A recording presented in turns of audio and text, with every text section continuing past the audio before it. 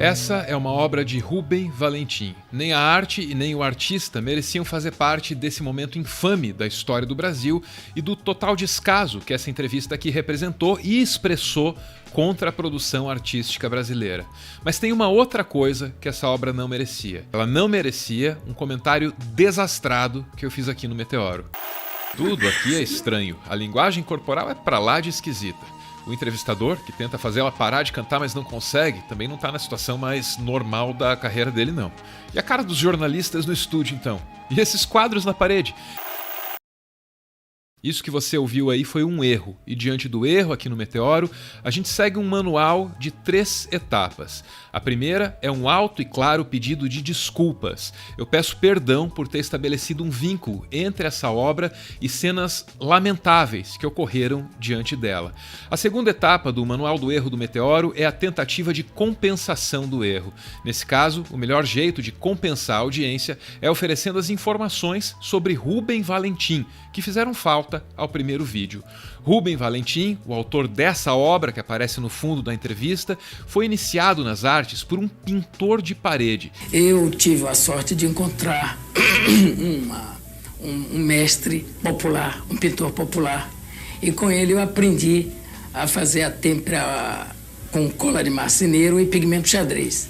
Este homem era um pintor de parede, um homem que tinha muita sensibilidade. Depois desse início, Rubem se desenvolveu gradualmente, observando o que outros artistas faziam. Copiei Cézanne, copiei Van Gogh, copiei o cubismo, sobre o que é cubismo, etc, etc. Depois que eu tomei conhecimento da primeira Bienal, eu tive a consciência de que eu não poderia passar a vida toda imitando A ou B, ou seja, artista estrangeiro, etc. O período em que Rubem tentava emular o estilo de outros artistas não durou muito. Logo, ele encontrou a própria linguagem. Rubem Valentim virou, assim, uma das principais referências do construtivismo brasileiro. Eu já tinha tomado conhecimento o que era linguagem verbal, o que era linguagem não verbal, compreendeu? Os elementos fundamentais da plástica, da pintura e tal. E aí eu comecei a pesquisar os elementos simbólicos, né, os emblemas que constituem uma cultura afro, uma cultura baiana, também no Nordeste, aquela riqueza fabulosa de formas, de cores. As obras de Valentim que vemos durante a entrevista de Regina Duarte foram doadas pela família do artista na gestão de Gilberto Gil à frente do Ministério da Cultura e hoje fazem parte do acervo do Ministério. Essas informações são a tentativa de compensar a minha menção desastrada à obra de Valentim. Como justificativa, que é a terceira e mais dispensável parte do nosso Manual do Erro, eu peço que vocês olhem de novo para isso aqui.